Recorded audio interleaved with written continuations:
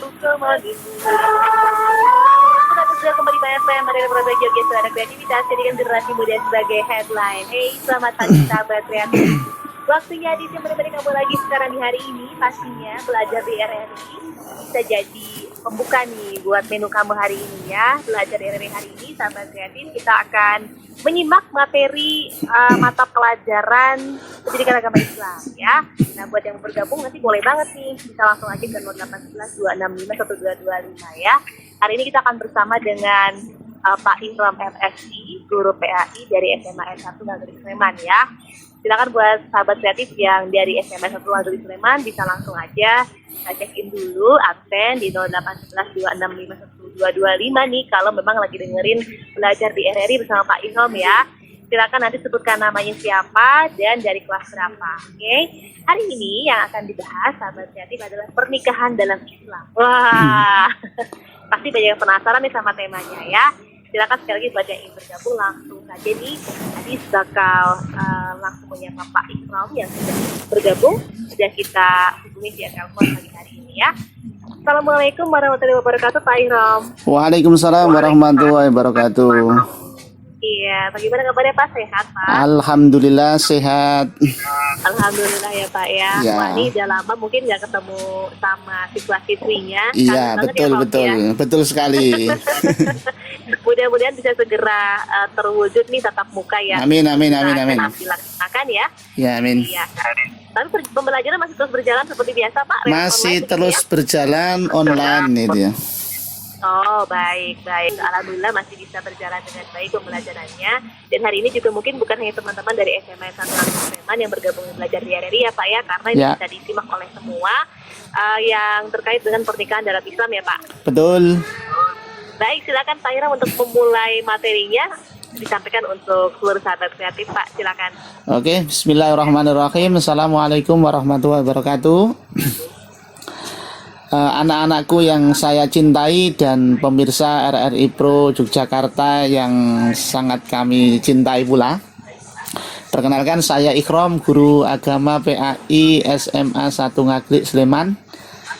Pada kesempatan ini kita akan membicarakan tentang pernikahan di dalam Islam.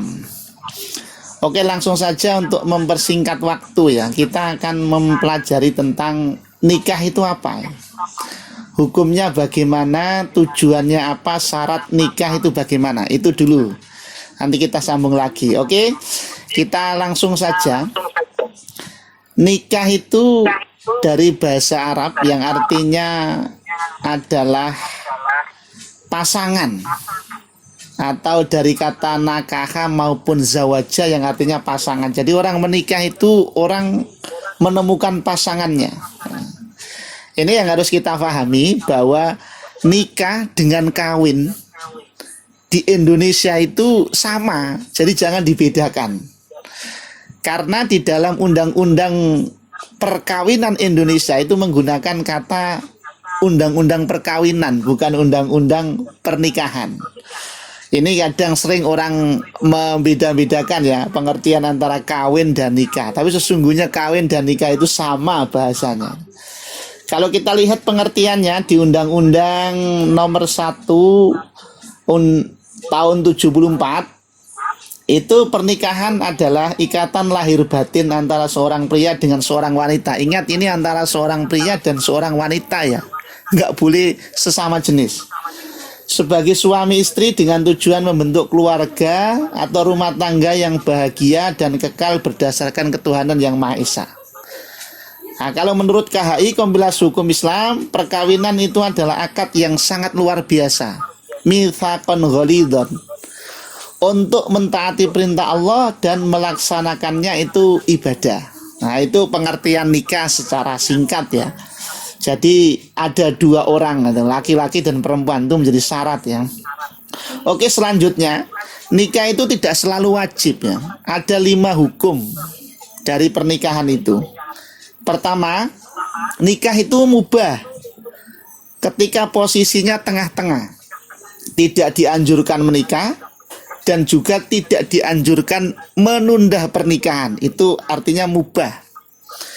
Nikah menjadi wajib ketika sudah mampu lahir dan batin serta khawatir terjerumus zina. Nah, ini wajib ini. Sudah siap lahir batin, kalau tidak menikah dia akan terjerumus zina, itu nikahnya wajib. Yang ketiga, hukumnya sunnah. Kapan sunnah itu? Ketika sudah mampu lahir batin tapi masih mampu mengendalikan diri dari terjerumus zina. Nah, itu hukumnya sunnah. Lahir batin tapi masih bisa menahan diri. Hukum yang keempat makruh. Ketika punya hasrat nikah tapi belum mampu lahir batin. Sudah pengen nikah, ya anak-anak yang jomblo itu, tapi belum mampu lahir batin. Nah, itu masih makruh, lebih baik tidak menikah. Haram, ini yang haram, hukumnya haram, ini harus diperhatikan. Ketika orang yang akan menikah punya niat buruk untuk menyakiti pasangannya. Nah, ini yang nggak boleh, ini haram hukumnya. Nah, jadi hukum menikah itu tergantung situasi dan kondisinya. Oke, tidak selalu wajib ya, tapi tergantung kondisinya. Kita lanjut, sekarang tujuan pernikahan.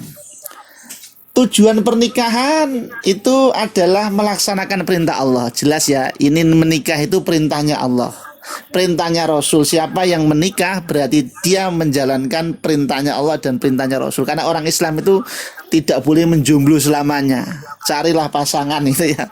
Nggak enak jomblo selamanya itu.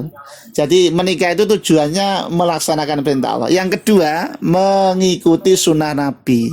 Nabi itu menikah, Nabi itu berumah tangga, dan rumah tangga itu adalah hidup yang sangat nikmat itu. Yang ketiga, tujuan pernikahan itu adalah membina rasa cinta dan kasih sayang. Jadi orang bisa mewujudkan rasa cinta dan kasih sayangnya itu ketika dia ada di dalam kehidupan berumah tangga.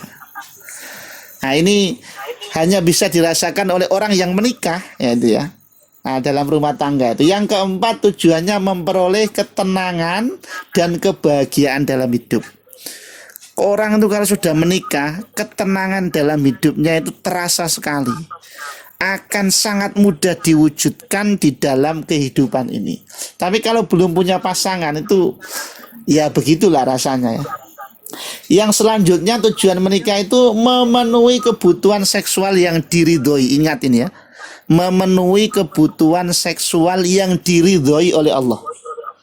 Karena di luar pernikahan itu yang diharamkan oleh Allah, itu yang dilarang oleh Allah. Jadi menikah itu salah satu tujuannya adalah memenuhi kebutuhan seksual yang diridhoi oleh Allah.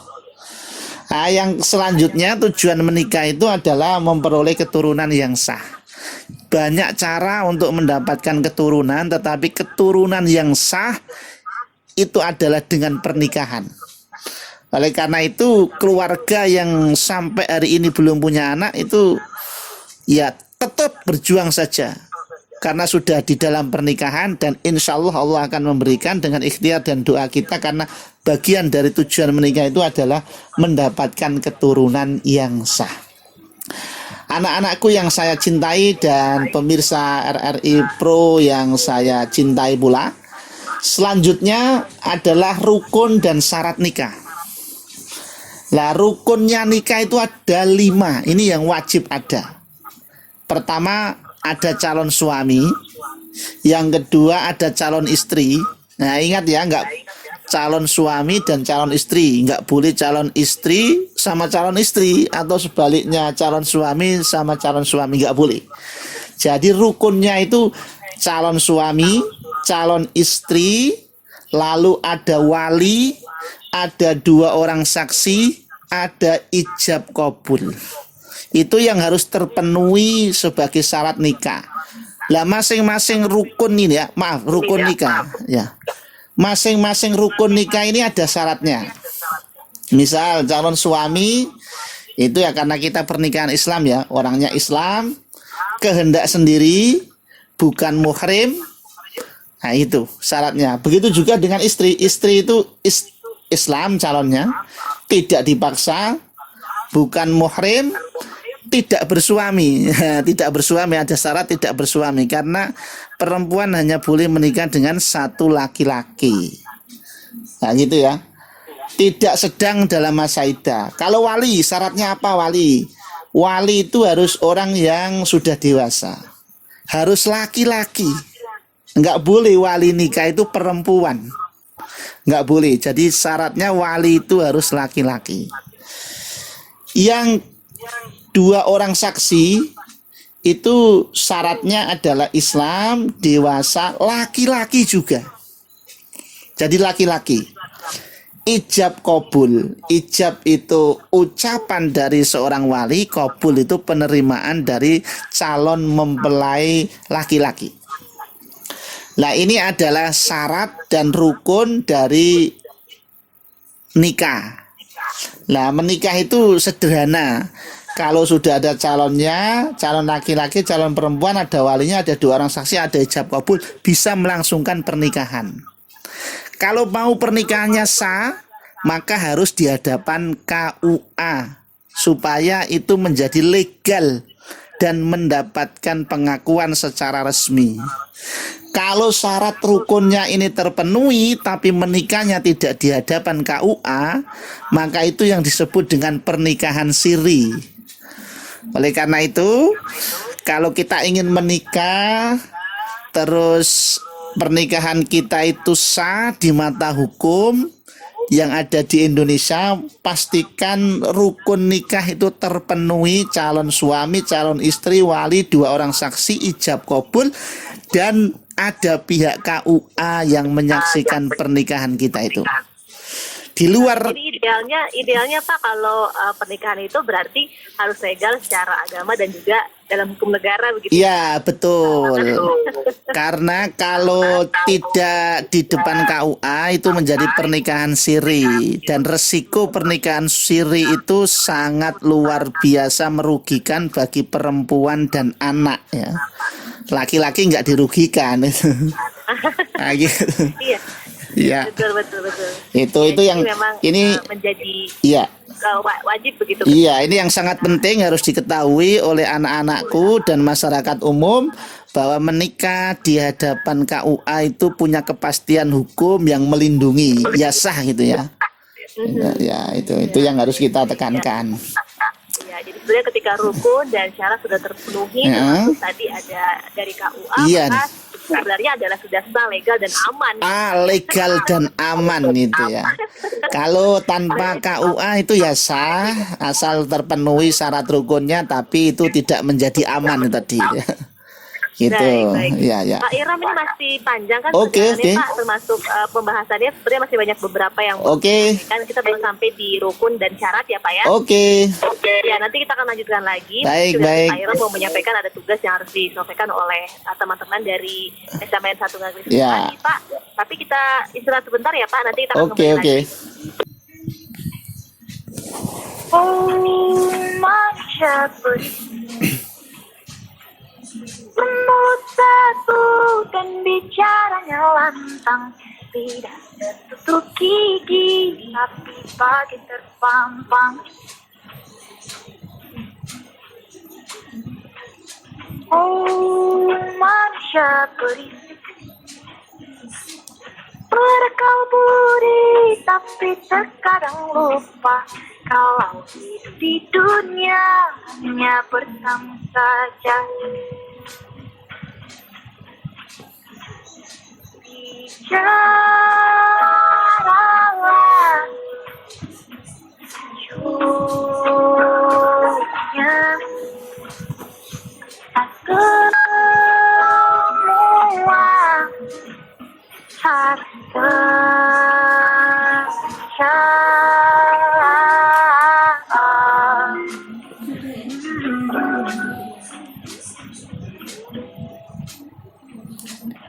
oh, manusia berisik, punya hati tapi tak hati-hati, beralaskan logika, sering merasa benar. Bicaralah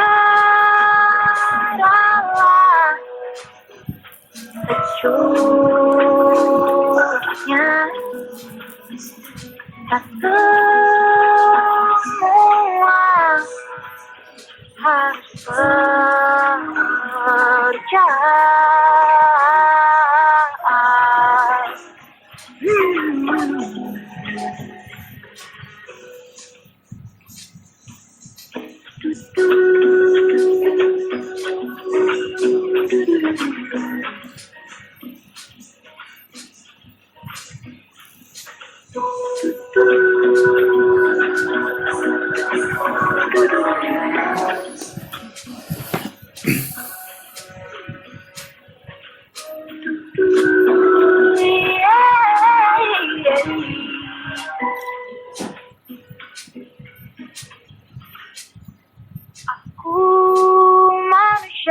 Tulis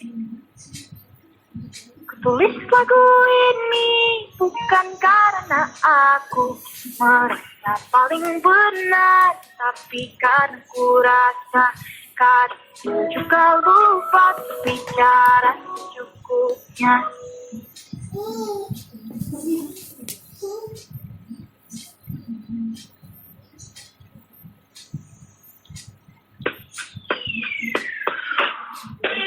Jangan kemana-mana ya, Peruda Jogja bakal balik lagi memutarkan lagu enak.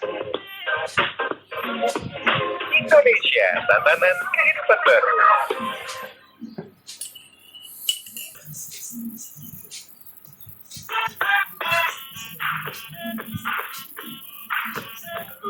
Jogja number one.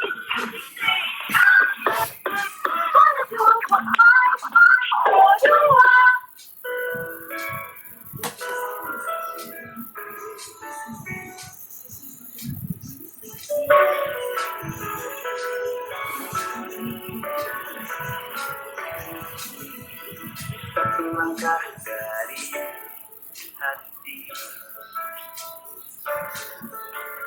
langkah baik berarti, tebakan makna, makna yang memberi.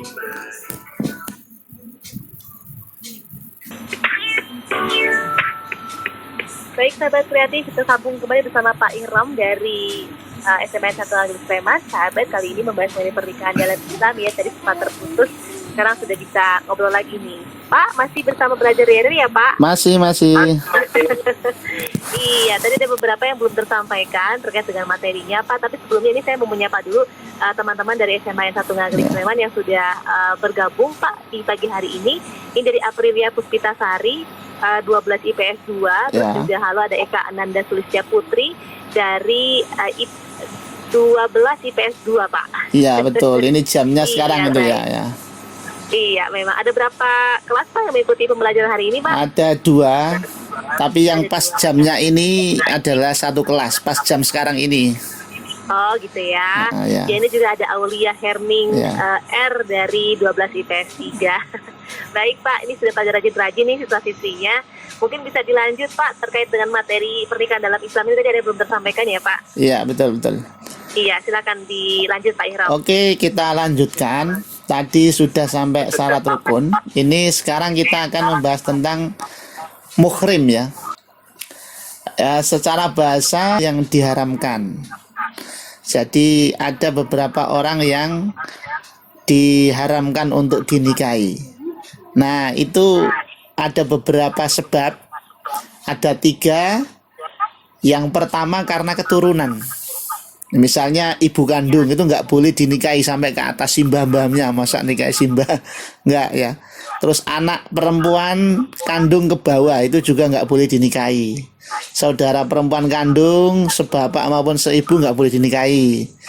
Atau keponakan perempuan itu juga nggak boleh dinikahi. Itu karena sebab keturunan ya. Yang kedua sebab persusuan itu ya. Ibu yang menyusui, misalnya ibunya sudah meninggal lalu dia menyusu kepada tetangganya, maka ibu yang menyusui itu nggak boleh dinikahi. Atau saudara perempuan yang sesusuan, yang sama menyusu kepada ibu itu. Yang ketiga itu sebab perkawinan. Nah, sebab perkawinan itu contohnya ibu dari istri, nggak boleh mertua. Anak tiri nggak boleh dinikahi. Ibu tiri juga nggak boleh dinikahi. Menantu juga nggak boleh dinikahi. Nah, itu yang nggak boleh dinikahi, ada sebab keturunan, persusuan maupun perkawinan. Lalu selanjutnya wali itu ada 2, ada wali nasab, ada wali hakim. Wali nasab yang harus ada dalam rukun nikah tadi itu adalah wali yang mempunyai pertalian darah dengan mempelai wanita yang akan dinikahi. Nah itu contohnya ayah kandung, kakek, saudara laki-laki sekandung, saudara laki-laki seayah, saudara laki-laki dari saudara laki-laki sekandung seayah. Itu adalah wali yang berdasarkan nasab. Nah, kalau wali nasabnya ini berhalangan atau tidak bisa atau enggan menikahkan, maka bisa menggunakan wali hakim. Lah wali hakim di sini adalah pemerintah. Pemerintah diwakili oleh Menteri Agama diwakili oleh KUA. Nah, intinya KUA itu yang bisa menjadi wali hakim ketika wali nasab enggan, tidak mau atau mewakilkan. Jadi bisa menggunakan wali dari KUA itu. Ini soal wali ya. Lalu selanjutnya adalah kewajiban suami dan istri. Dalam pernikahan itu kan ada suami dan ada istri, maka kewajibannya apa? Suami. Kewajibannya memberi nafkah, pakaian, tempat tinggal kepada istri dan anak-anak sesuai dengan kemampuannya. Pokoknya nafkah lahir lah. Nafkah batin juga harus diberikan oleh suami. Lalu yang kedua, suami harus mempergauli istri secara baik, yaitu hubungan yang baik dengan istri, memperlakukan baik istri itu adalah kewajiban dari suami. Nah, yang ketiga adalah menjadi imam bagi keluarganya. Ya, imam yang baik akan melahirkan makmum-makmum yang baik, gitu ya. Ya, 4, membantu istri dalam tugas sehari-hari. Itu juga kewajiban. Jadi membantu istri. Lalu kewajiban istri itu apa? 1, taat kepada suami. Yang kedua, menjaga kehormatan diri, keluarga, dan hartanya. Lalu yang ketiga, mengatur rumah tangga dengan baik. Itu tugas istri. Memelihara dan mendidik anak. Itu tugas istri. Bersikap hemat, cermat, ridho, dan syukur serta bijaksana kepada suami. Itu tugas-tugas istri di dalam rumah tangga. Jadi masing-masing punya tugas yang saling mengisi kekurangannya, melengkapi kekurangannya. Lalu hak suami istri. Apa haknya suami? Ditaati dalam seluruh perkara kecuali maksiat. Nah, kalau suaminya menyuruh maksiat, haram menaatinya. Tapi kalau tidak menyuruh maksiat, selagi itu hal yang baik, wajib ditaati. Yang kedua, dimintai izin oleh istri yang hendak keluar rumah. Jadi mau keluar rumah harus sepengetahuan suami, dalam artian menjaga supaya ini tanggung jawab itu ya. Mendapatkan pelayanan dari istri itu adalah hak suami itu. Suami dilayani, begitu juga istri nanti dilayani oleh suami. Yang keempat, disyukuri kebaikan yang diberikannya. Itu suami punya hak yang seperti itu. Kalau istri apa haknya? Mendapatkan mahar dari suami. Sebelum menikah itu harus mendapatkan mahar, karena itu hak dari istri. Mendapatkan perlakuan yang patut. Istri harus mendapatkan perlakuan yang patut, kasih sayang yang pantas, layak itu ya. Yang ketiga, mendapatkan nafkah, pakaian, dan tempat tinggal lahir batin dari suaminya. Itu haknya istri. Mendapatkan perlakuan adil jika suami memiliki istri lebih dari satu gitu. Mendapatkan bimbingan dari suami agar selalu taat kepada Allah Subhanahu wa taala. Itu adalah hak dari istri ya. Lalu terakhir adalah hikmah pernikahan. Hikmahnya apa kita menikah ini? Pernikahan ini jalan keluar paling baik untuk memenuhi kebutuhan seksual. Ini jalan terbaik untuk menyalurkan kebutuhan seks yang diridhoi oleh Allah. Yang kedua, pernikahan itu jalan terbaik memuliakan anak, menambah keturunan, dan memelihara nasab. Anaknya menjadi anak yang sah, maaf ya. Kalau di luar pernikahan itu, meskipun saya juga nggak setuju ada istilah anak haram itu. Jadi untuk memelihara keturunan, memelihara anak yang baik itu dengan jalan pernikahan. Yang ketiga, menumbuhkan naluri kebapaan dan keibuan serta perasaan cinta dan kasih sayang dalam keluarga. Itu bisa terwujud dan maksimal pengalaman itu bisa didapat ketika dalam berumah tangga. Yang keempat, bisa menimbulkan sikap rajin dan sungguh-sungguh dalam bekerja karena rasa tanggung jawab terhadap keluarga. Nah, ini di beberapa daerah pernikahan itu menjadi solusi untuk mengatasi kenakalan remaja. Karena dengan dia menikah, secara otomatis dia akan memiliki tanggung jawab yang luar biasa. Akan memiliki rasa peduli terhadap orang yang dicintai luar biasa. Memang ada yang seperti itu. Yang kelima, Hikmahnya adalah akan mempererat tali kekeluargaan yang dilandasi oleh rasa sayang. Jadi keluarga ini menjadi banyak, semakin banyak karena ada ikatan pernikahan. Di situ ikatannya adalah ikatan cinta dan kasih sayang. Saya kira itu dulu yang bisa saya sampaikan di materi pertama ini. Memang sebenarnya materi ini ada dua ya, baru pernikahan, nanti ada yang lain-lain gitu. Saya kira seperti itu, Mbak. Baik.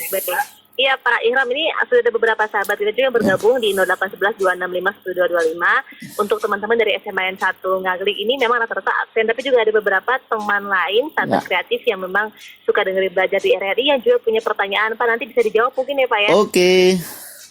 Baik, tapi sebelumnya saya coba sapa dulu lagi. Ini ada Niko Fahmi dari 12 IPS 3, Wahid Saiful Rendra Wijaya juga dari 12 IPS 3, dan ada Galuh Zul Kurnain dari IPS 3 juga ya. Hai semuanya, makasih udah ikutan atensi di 0811 265 1225. Pak Ihram, ini dari sahabat kita yang mau bertanya. Sahabat kita yang punya nama Dian ini Pak. Dian ini menanyakan tadi salah satu tujuan pernikahan adalah mendapatkan keturunan Pak. Nah ini ada salah satu influencer yang katanya lagi rame gitu ya di media sosial, kalau dia itu menikah tapi kemudian memutuskan untuk istilahnya sekarang child free Pak, alias tidak punya anak katanya. Menikah tapi tidak ingin punya anak dengan berbagai alasan yang katanya nanti kalau tidak bisa bertanggung jawab penuh atas pendidikan anaknya, kesehatannya, maka lebih baik kalau child free aja katanya, alias tidak punya anak. Nah ini katanya adalah pilihan hidup Pak. Kalau dalam Islam memandang seperti ini bagaimana ya? Dari Dian Pak. Ya. Oke. Memang Pak, gimana tuh Pak? Iya Mbak Dian, oke. Memang menikah itu sangat membahagiakan ketika ada anak ya. Tapi orang bisa memilih untuk tidak punya anak. Tapi sesungguhnya anak itu adalah rezeki. Rezeki itu sudah tidak bisa ditolak. Kalau kita hanya berasumsi nanti nggak bisa membesarkan, nggak bisa merawatnya. Kalau pilihan saya, lebih baik berhusnudzon kepada Allah, saya diberi anak bisa membahagiakan, bisa menyekolahkan, bisa mencukupi, bisa segalanya. Itu akan jauh lebih baik ya. Tapi kalau dia memilih seperti itu, ya nggak apa-apa, hari ini dia memilih. Tetapi biarlah proses hidup ini yang nanti berjalan, lambat laut insya Allah nanti ada kesadaran, karena orang menikah itu intinya ke sana. Nah, tapi memang cinta itu tidak harus punya anak. Tapi kalau punya anak itu kebahagiaan akan sangat luar biasa. Saya kira seperti itu ya. Boleh saja memilih gitu, tapi saya meyakinkan kepada diri saya dan semua pendengar bahwa pilihan untuk berhusnudzon kepada Allah terkait rezeki itu sangat penting, sehingga apa yang kita husnudzonkan itu menjadi doa dan bisa terijabahi di dalam rumah tangga kita, seperti itu. Amin ya Pak ya. Karena juga banyak tuh yang anaknya banyak dan baik-baik saja juga ya Pak. Iya, betul sekali. Cukup aja begitu Mas. Ya, ada juga yang tidak punya anak lalu mengambil anak orang lain sebagai pelengkap kebahagiaan, juga nggak apa-apa, sebenarnya pilihan ya. Tapi ingat bahwa anak itu rezeki. Allah itu bisa memberikan tanpa kita bisa tolak itu ya.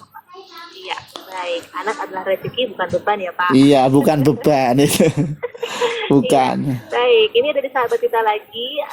Halo buat sahabat kreatif yang sudah bergabung kembali. Dari yang ini Ina Pak di Jogja. Nah Ina ini menanyakan tentang terkait tadi masalah hak istri dan hak suami Pak. Bagaimana kalau pernikahannya adalah pernikahan yang dijodohkan, tapi sebenarnya sama-sama tidak saling mencintai. Nah, apakah dalam Islam diperbolehkan pernikahan semacam ini?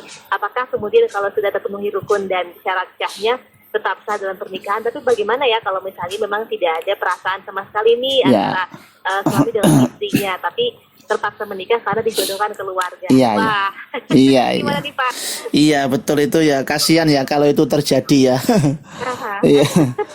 Tapi kalau memang ada seperti itu, menikah dijodohkan atau tidak, asal syaratnya terpenuhi itu menjadi sah ya. Bisa jadi awalnya itu menikah dijodohkan, lalu bahagia sampai akhir juga banyak. ada yang pilihannya sendiri pacaran bahkan sampai 10 tahun, nanti cerai itu juga banyak ya. Jadi dijodohkan dan tidak dijodohkan itu bukan ukuran dia akan bahagia atau tidak ya. Jadi kalau toh nanti dia itu memang tidak bahagia di dalam pernikahannya dan dia pada saat itu dijodohkan dan dia rela karena memang ingin berbakti kepada kedua orang tuanya, saya kira kalau memang tidak bisa dipertahankan, bisa nanti ada jalannya yaitu cerai. Itu tidak haram cerai itu. Tapi banyak juga orang yang dijodohkan, teman-teman saya itu banyak yang dijodohkan, yang akhirnya membina cintanya itu pacaran saat menikah dan akhirnya punya anak dan bahagia, itu juga sangat banyak, luar biasa. Karena memang sudah pada dasarnya sudah jodohnya memang mungkin gitu ya Pak. Iya, Dijodohin, betul. kalau dijodohin itu akan jalannya pasti akan ketemu gitu. Iya, tapi yang harus diingat bahwa dijodohkan dan tidak dijodohkan itu bukan ukuran bahagia. Ukuran bahagia itu adalah bagaimana kedua suami istri ini bisa menjalin komunikasi dengan baik, itu yang penting. Itu tidak jaminan, banyak ya di realitas orang yang sudah pacaran bertahun-tahun tapi ternyata menikah lalu cerai gitu ya. Banyak itu sekali. Iya, baik. Jadi ya saya juga pernah dengar cerita kayak dari orang tua dulu, mereka tuh kayak awalnya malah nggak kenal ya. Iya, nggak kenal. Aja gitu, menikah aja, dan tapi itu bisa awet sampai puluhan tahun ya Pak. Betul sekali. Ya baik, ini dari sahabat kita lagi nih, teman-teman dari SMN 1 Ngaglik ya sahabat ya, dari Naftalia Aura Alfitri IPS 3. Halo Naftalia. Terus juga ada sahabat kita ini Aprilia Puspita Sari IPS 2, 12 IPS 2, dan juga Eka Nanda Sulistia Putri dari 12 IPS 2. Ini mereka juga punya pertanyaan Pak buat Bapak sekalian, dari Eka Nanda yang ini dari IPS 2 ya. Ya. Menanyakan tentang usia minimal menikah itu berapa sih Pak katanya. Iya. Kalau undang-undang terbaru, nah itu usia menikah itu 19 tahun, laki-laki maupun perempuannya. Kalau undang-undang lama itu perempuannya 16 tahun, laki-lakinya 19 tahun. Undang-undang revisi terbaru karena menyesuaikan dengan undang-undang anak. Nah, karena yang disebut anak itu adalah yang usia 18 tahun ke bawah. Supaya pernikahannya nanti tidak disebut sebagai pernikahan anak, maka syarat menikah usianya sekarang itu 19 tahun. Karena itu dianggap matang ya, sudah dianggap matang laki-laki maupun perempuan. Ya lulusan SMA ginilah gitu ya. Gitu. Tapi kalau saran saya, nggak usah terburu-buru. Matangkan dulu, nanti setelah menikah. Kalau saya melihat Jogja itu usia-usia yang sangat dewasa baru menikah. Baik. Ya, Jadi harusnya siap secara fisik dan mental juga ya Pak. Ya betul. Ya. Yang terpenting dari menikah itu bukan soal pekerjaan, tapi juga ilmu. Karena banyak orang yang kaya raya menikahnya cerai karena cara membina keluarganya tidak punya ilmunya. Baik. Iya, baik. Jadi kayak kalau di cerita tuh nggak ada tuh yang namanya cerita-cerita dongeng yang happy ever after, kalau nggak ada usaha ya Pak. Betul. Harus ada ilmunya. Gitu, harus ada ilmunya. Kalau hanya dikasih uang itu bosen nanti. Iya, baik. Satu lagi dari sahabat kita, dari teman-teman SMAN 1 Ngaglik nih Pak, yang ini ini pertanyaannya mungkin bisa dibahas, tapi memang jelas sekali bahwa kenapa tidak boleh dan kenapa boleh Pak sebenarnya, tapi mungkin penasaran jadi langsung ditanyakan saja sama Aprilia Puspita Sari ini. Katanya Pak, kenapa sih yang perempuan hanya boleh nikah sama satu laki-laki, sementara yang laki-laki boleh poligami, menikah lebih dari satu wanita aja? Iya. Iya, ini silakan Pak, mungkin terkait dengan asap juga ya Pak, silakan dibahas. Sesungguhnya asas menikah di dalam Islam itu monogami, satu istri. Karena syarat poligami itu harus adil. Dan saya termasuk yang mengikuti adil itu bukan hanya soal materi, tapi soal psikis. Nah, jadi kalau soal psikis tidak ada perempuan yang bisa menerima keadilan itu. Meskipun saya laki-laki, saya cenderung memilih untuk monogami. Karena itu lebih saya itu membayangkan kalau anak saya yang perempuan, saudara yang perempuan tuh nggak tega ya. Jadi iya betul. Tapi kalau secara hukum, kalau laki-laki menikahi 3 istri atau 4 istri itu memang nasabnya masih bisa dilihat ya. Tapi kalau perempuan yang menikah dengan banyak itu nanti tidak diketahui itu anaknya siapa. Meskipun ada tes gen itu. Meskipun ada tes gen itu di situ letaknya. Jadi dan untuk keamanan itu maka perempuan tidak boleh menikah dari 1 ya. Nah, laki-laki sampai sejauh ini memang Quran mengatakan boleh sampai 4. Tetapi kalau kita melihat pada tafsirnya harus adil, dan kalau adil itu difahami psikis dan materi, maka tidak ada orang yang bisa menikah poligami gitu. Iya. Baik. Ya, keadilannya itu bukan hanya masalah materi. Iya, betul. Ini jadi pembahasan tadi itu Iya. gitu ya, Pak ya. Iya, itu biasanya orang yang menikah poligami selalu mengukur standarnya adalah materi. Iya. Baik. Satu lagi yang ini dari Naftalia. Naftalia ini iya, ini menanyakan tapi cukup panjang Pak, tapi mungkin sedikit singkat aja karena waktu kita sedikit kali ya. Jadi dia anak kedua dari 2 bersaudara, kakaknya 1 laki-laki, katanya bapak ibunya sudah bercerai. Ternyata bapaknya pernah menikah siri dan punya anak perempuan. Nah, kemudian bapaknya ini meninggal begitu. Lalu bagaimana anak perempuan dari hasil pernikahan siri bapaknya tersebut menikahnya besok walinya siapa ya? Ya, kalau anak dari pernikahan siri itu kalau kita mengikuti undang-undang pernikahan, anak yang nikah pernikahan siri itu aktanya mengikuti ibunya. Karena syarat mengurus akta itu harus ada akta pernikahan.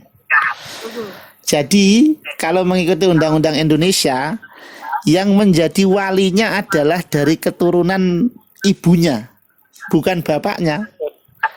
Karena dia nggak punya garis keturunan dengan bapaknya, karena secara hukum tidak di Indonesianya ya. Tapi kalau kita mengikuti hukum Islam fikihnya yang klasik, memang walinya nanti dari bapaknya, anaknya bapaknya itu, saudaranya bapaknya, atau bapaknya itu. Tapi kalau kita menikah di Indonesia, dia itu siri, nanti KUA akan menanyakan, loh ini kok anak siapa? Anak ini nikahnya sah atau tidak? Enggak, nikahnya itu dulu siri. Berarti dia ketika membuat akta kelahiran itu hanya berbunyi punya ibu, tidak punya bapak. Nah gitu. Maka itulah resiko dan tidak enaknya nikah siri. Nah jadi di Indonesia nanti dia akan dinikahkan oleh wali dari garis keturunan ibunya. Yang lebih aman dia nanti akan dinikahkan oleh hakim tadi, wali hakim tadi. Dengan persetujuan ibu dan keluarganya pastinya. Baik kalau begitu ya. Berarti sudah terjawab semua ya tadi pertanyaan dari teman-teman, baik dari sahabat kreatif yang di luar SMAN 1 Ngaglik dan juga dari teman-teman SMAN 1 Ngaglik nih Pak, karena saya sudah aktif bertanya untuk hari ini. Cukup ramai gitu pertanyaannya, mudah-mudahan sudah terjawab semua tadi ya. Sudah. Amin. Pak Imrom. Pak, ini waktu kita sangat singkat, mungkin bisa lagi singkat aja untuk sahabat kreatif, untuk teman-teman SMAN 1 Ngaglik, atau mungkin ada pesan khusus buat teman-teman di sana terkait dengan pembelajaran sekaligus menutup belajar di RRI hari ini. Silakan. Ya, anak-anakku dan pemirsa semuanya, materi ini diberikan di kelas 3 bukan dalam arti kamu lulus disuruh nikah, bukan. Tetapi ini sebagai bekal yang sangat penting bahwa setiap orang akan mengalami fase ini. Dan ilmu pernikahan itu sangat penting dimiliki oleh setiap individu. Jangan hanya bayangan kita itu yang terpenting dari pernikahan itu adalah nafkah lahir saja. Tetapi yang terpenting dari pernikahan itu adalah ilmunya. Oleh karena itu, ilmu pernikahan ini sudah dihadirkan di kelas 3 ini dalam rangka untuk membekali kalau seandainya nanti nggak bisa lanjut kuliah, kerja, itu sudah punya bekal untuk membina rumah tangga. Nah, semoga ini yang sederhana ini bermanfaat untuk saya dan anak-anakku sekalian supaya nanti bisa membina rumah tangga yang baik nanti ya. Demikian. Baik begitu ya Pak ya. Mudah-mudahan bisa materinya bermanfaat. Bukan berarti kemudian habis lulus SMA langsung nikah nggak gitu Iya. Pak. Untuk memberikan ilmu aja ketika sudah Iya. waktunya tiba, berarti sudah siap dan sudah Betul, tahu betul. mulai pernikahan ya Pak. Ya, betul. Iya baik Pak Ihram, terima kasih banyak sudah bergabung belajar di RRI hari ini Pak. Ya, Terima kasih untuk waktunya dan Ya, juga salam sama-sama. untuk seluruh staf pengajar, staf kepala sekolah di SMA 1 Ngaglik ya Pak ya. ya sama-sama. Iya, sehat selalu Pak. Ya, terima kasih. Terima kasih. Assalamualaikum warahmatullahi wabarakatuh. Waalaikumsalam warahmatullahi wabarakatuh.